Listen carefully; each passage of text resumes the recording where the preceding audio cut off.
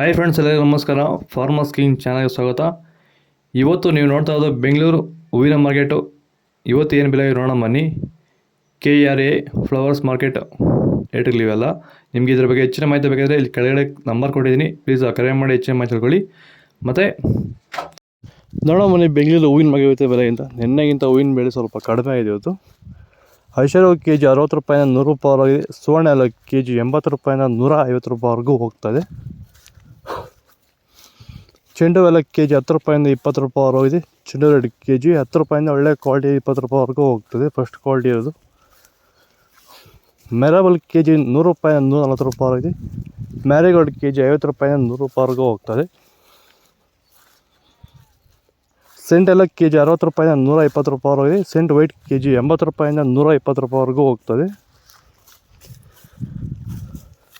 ಬಸ್ಕಿನ್ KG 100 ರೂಪಾಯಿಂದ 300 ರೂಪಾಯಿವರೆಗಿದೆ.